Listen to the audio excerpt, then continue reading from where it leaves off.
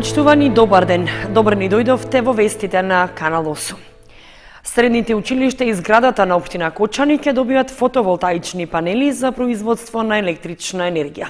Се работи за проект финансиран од Министерството за економија, со чија реализација треба да се обезбеди заштеда во трошоците за струја. Тони Ајтовски со деталите. Двете средни училишта во Кочани, Љупчо Сантов и Гошо Викентиев, како и зградата на локалната самоуправа, ќе добијат фотоволтаични системи за производство на струја од сончева енергија. Средствата во висина од 2 милиона евра се обезбедени од Министерството за финансии преку проектот за подобрување на општинските услуги. Од секторот за локален економски развој на општина Кочани рекоа дека со инсталирањето на фотонапонските системи ќе се постигнат значајни заштеди во трошоците за струја кај трите јавни објекти, а истовремено ќе се зголеми и искористеноста на обновливите извори на енергија. Веќе била избрана фирма што ќе ги испорача и монтира фотоволтаичните панели, а за што веќе се доставени потребните параметри за инсталација на системите. Средствата за поставување на опремата се дел од програмата што ја финансира ИПА компонентата на Европската Унија, а со која треба да се набават системи за искористување на сончевата енергија за јавни објекти во 35 општини од 4 региони во државата. Според најавите од изведувачот, поставувањето на системите треба да се реализира во период од 3 месеци, а објектите на средните училишта и на општината се први од јавниот сектор во Кочани кои ќе добијат алтернативен и обновлив извор на електрична енергија. Во изминатиот период, слични системи во општината беа поставени на стопански објекти од приватниот сектор. Сдруженијето Свет крсти општина Виница со нов конкурс за стипендии за студенти. Сите заинтересирани може да аплицираат за добивање студентски надомест. Студентите од Виница од 15 јануари може да аплицираат на новораспишаниот конкурс на Сдруженијето Свет крсти општина Виница за добивање одреден месечен студентски надомест, чија висина ќе биде дополнително утврдена во зависност од донациите кои ќе пристигнат од локалните компании во градот. Минатата година беа обезбедени вкупно 415.900 денари, средства кои беа распределени на вкупно 21 студент за вкупно 9 месеци. И оваа година сите заинтересирани кандидати треба да достават соодветна документација во просториите на општина Виница, а конкурсот е објавен на веб страницата и на Facebook профилот на општина Виница. Продолжуваат проблемите на граѓаните со кучињата скитници. Средновечен маж од Кочани викендов бил нападнат од бездомно куче во трговскиот центар, пошто случајот го пријавил во полиција. Граѓаните и понатаму немаат мир од нападите на бездомните кучиња и покрај акциите за нивно заловување факт е дека по улиците на јавните места и понатаму забележливо е присуство на овие животни кои често се и агресивни. Непријатно искуство имал средовечен маж од Кочани, кој викендов поминувајќи во трговскиот центар бил нападнат и гризнат од куче скитник, па одвај успеал да се извлече без потешки последици. Подоцна случајот го пријавил и во полиција, но очекува и другите надлежни служби да преземат мерки против нападите од бездомните кучиња по градските улици. Според извештајот од Министерството за внатрешни работи, во неделата околу 20 часот и 30 минути 61-годишниот ВС од Кочани пријавил оти додека се движел во близина на трговскиот центар бил нападнат од куче скитник. Слични случаи во изминатиот период пријавували други граѓани кои повеќе пати досега реагираат на кучињата кои слободно шетаат низ градот, заканувајќи се да нападнат. Инаку локалната самоуправа на Кочани на крајот од декември изготви годишна програма за контрола на популацијата на бездомните кучиња, според која за нивен третман и заштита во 2019-та ќе издвои 550.000 денари. Сумата е за над 20% повисока во однос на 2017-та, при што најголем дел од парите се наменети за тековно одржување на прифетилиштето, односно за обезбедување храна, лекови и средства за дезинфекција, како и за трошоците за лицата кои ќе го вршат заловувањето. Сепак, факт е, оти проблемот треба да се решава системски на поширока основа, односно да се реализираат најавите за регионален центар со прифатилиште за бездомните животни. Седми поред хуманитарен концерт насловен по патеките на Тоше ќе организира Тоше Илиев од Кочани. И годинава ќе се одржи на истото место во спортската сала кај гимназијата, а собраните средства ќе бидат наменети за помош на Славица Димитрова од Кочани. Граѓаните на Кочани уште еднаш да ја покажат хуманоста на дело, повикува Тоше Илиев од Кочани, кој што и годинава по 7-ми пат го организира хуманитарниот концерт со наслов "По патеките на Тоше".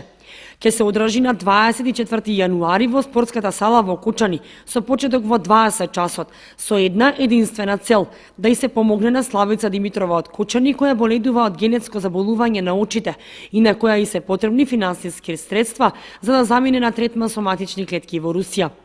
Организаторот Тоше Илиев со концертот ја продолжува хуманата мисија на Тоше Проески, кој што пак додека беше жив, му помогна на ист начин со хуманитарен концерт во Кочани за негова операција.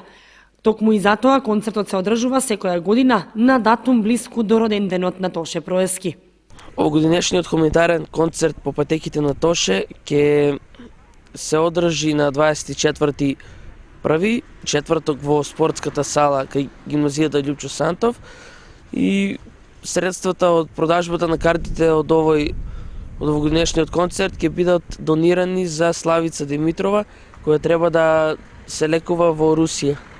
Би сакал да ја повикам публиката да заедно да се собереме исто така и оваа година на истото место да пулсираме заедно да пулсираме во ритмот на песните на Тоше Проески и останатите пејачи и да донираме, да бидеме хумани, што е пред се најважно.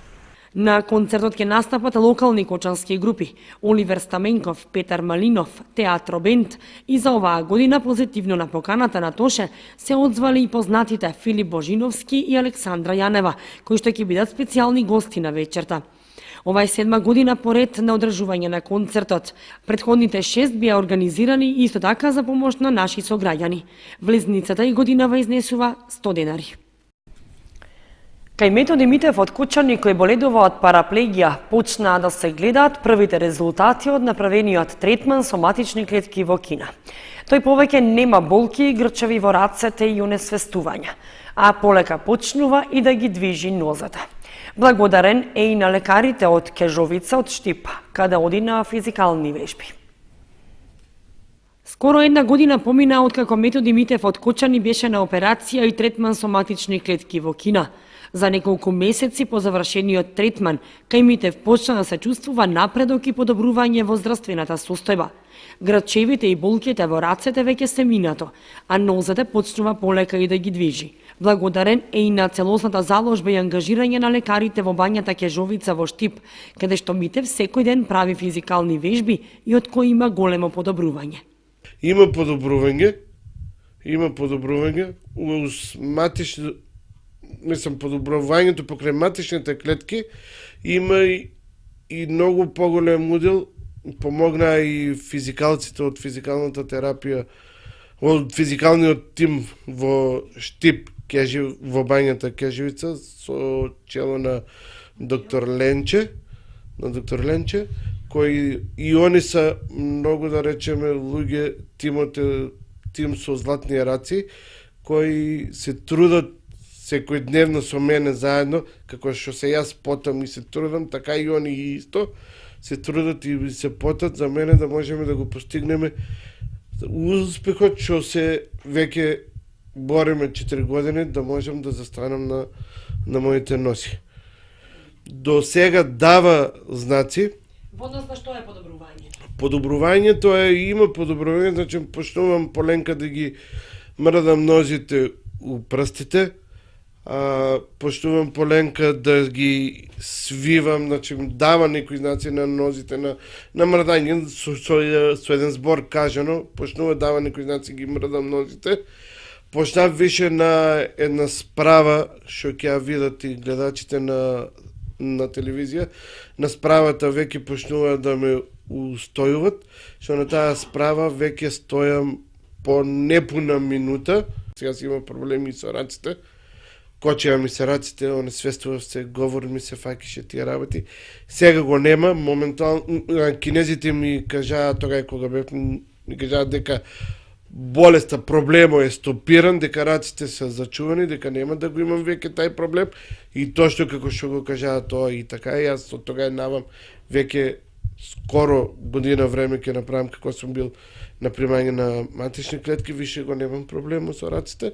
Во 2019, додава Митев, контакти со лекарите од Кина повторно ќе воспостави во месец март и откако ќе ги испрати сите снимки и испитувања и доколку добие согласност за уште еден третман со матични клетки, Митев повторно ќе ја бара помошта од граѓаните за собирање средства за вториот третман, од кој би требало да се чувствува уште подобро и веќе да почне полека да се движи.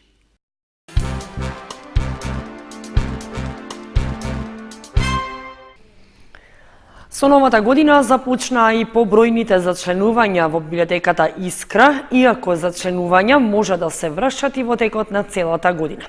Со новите зачленувања, Кочанската библиотека има околу 2000 членови кои што ги користат нејзините услуги. Во установата пристигнаа и нови, интересни и популарни наслови. Од почетокот на новата 2019 година зачленувањето за користење книги во библиотеката Искра се одвива со полн интензитет.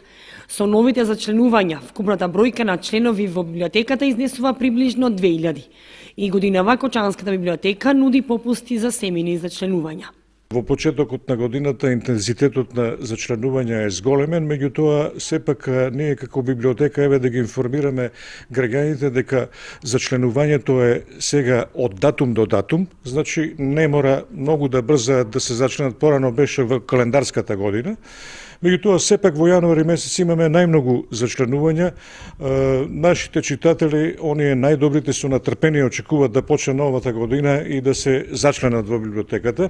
Еве кога сме кај зачленувањето да кажеме исто важни податоци дека членарината не е зголемена, 150 денари е значи за цела година, меѓутоа имаме и намаление во однос на семејните зачленувања, пример во двајца од семејство, семејно зачленување е 250, а тројца од едно семејство се 350 денари. Се разбира, членарината пак ќе речеме годишна и важи од датум до датум. Инаку во однос на зачленувањето и во однос на зголемување на нашето членство на читатели и други потребители, така да ги кажеме, за други вестници, списанија и други услуги што ги дава библиотеката, од година в година е се поголемо. Еве оваа година ја поминавме со најголем број на читатели, некаде близу 1900, а за 2019 планираме да зачлениме некаде близу 2000 членови, што го сметаме за голем успех на нашата библиотека и сметаме дека интересот за книгата, за читањето кај нашите граѓани, така да кажеме модерно, од сите целни групи, како што се, да речеме, ученици, пензионери, вработени, од сите целни групи бележи пораст, бележи голем раст во тој дел. Во последните години Кочанската библиотека ја следи целата домашна литература од домашните издавачи и набавува се што е ново кај нив и се што излегува од книги, како од детска, така и литература за возрастни. Библиотеката располага и со доста стручна литература.